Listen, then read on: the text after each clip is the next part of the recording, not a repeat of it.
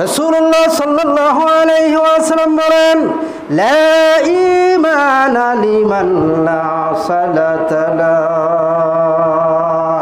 রাসূলুল্লাহ সাল্লাল্লাহু আলাইহি ওয়াসাল্লাম বলেন, হাদিসটি আবু দারদা রাদিয়াল্লাহু তাআলা আনহু বলেন, নবীজি বললেন, যে ব্যক্তির সালাত পড়ে না তার ঈমান নাই।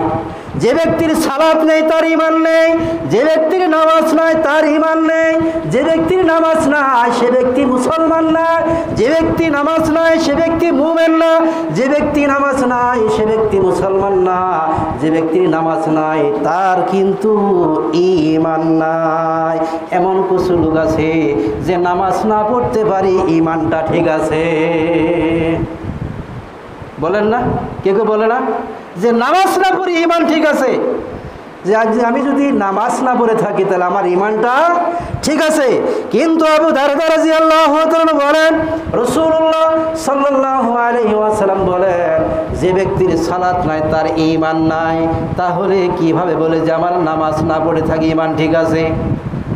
কিন্তু নবীজি বললেন, যার সালাত নেই তার অন্তরে সরিষা পরিমাণও ঈমান নাই।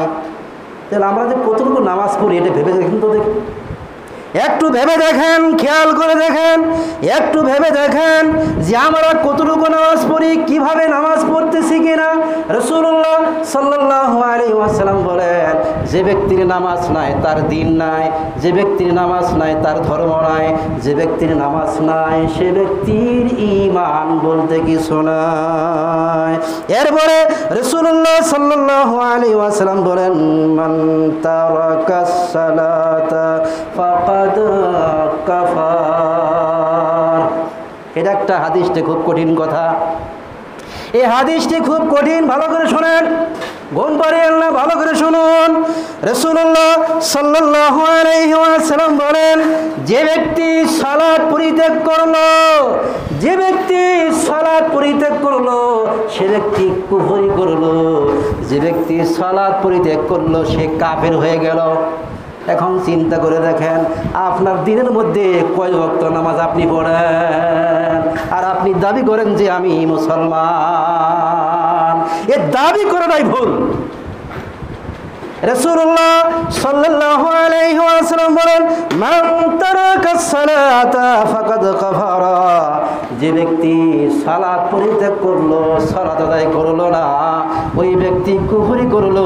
আরেকটি ভাষায় বলা হয়েছে, যে ব্যক্তি সালাত আদায় করলো না ওই ব্যক্তি কাফের হয়ে গেছে, মুসলমান আর নাই।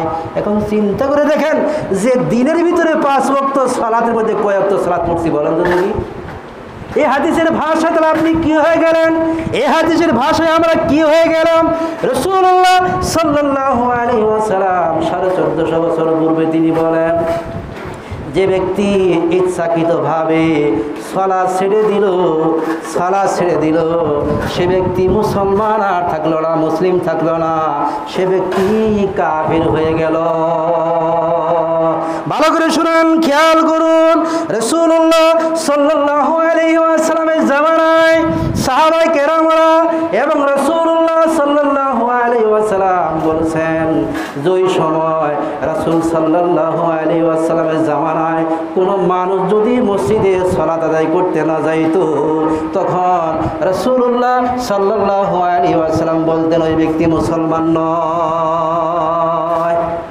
যে ব্যক্তি মসজিদে সালাত আদায় করতে আসে না, রাসূলুল্লাহ সাল্লাল্লাহু আলাইহি ওয়াসাল্লাম বলেন, ভালো করে শুনেন, রাসূলুল্লাহ সাল্লাল্লাহু আলাইহি ওয়াসাল্লাম বলেন, সাহাবায়ে কেরাম বললেন, যারা ওই সময় নবীজির জামানায় যারা মসজিদে সালাত আদায় করতে না আসতো তাদেরকে কাফের বলে ঘোষণা করতেন।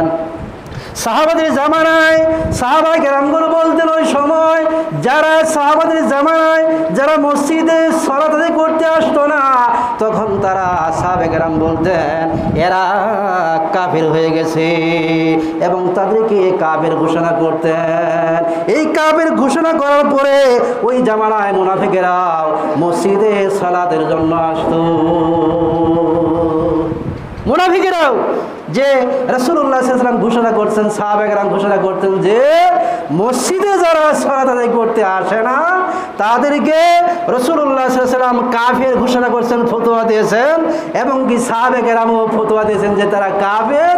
এই ঘোষণা শোনার পরও যারা সবচাইতে নিকৃষ্ট মুনাফিক তারাও মসজিদে এসে সালাত আদায় করে যেত যে তারা যেন আমাদের কাফের না বলতো। এই ভয়ে তারা মুনাফিকরাও মসজিদে এসে সালাত আদায় করতেন।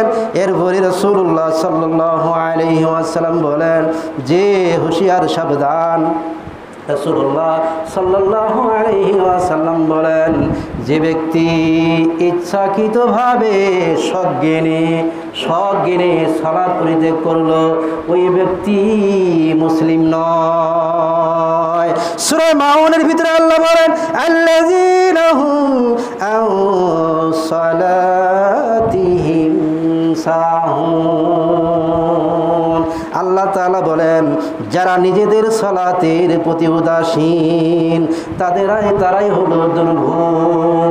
যারা নিজেরা সালাতের উদাসীন শব্দের আবেদনই করতে হলো যারা সালাত আদায় করে না, ফজরের সালাত নেই, যোহরের সালাত নেই, আসরের সালাত নেই, মাগরিবের সালাত নেই, এশারের সালাত নেই, এই সালাত থেকে যারা উদাসীন তাদের জন্য আল্লাহ তাআলা বলেন তারা হলো দুর্ভাগা।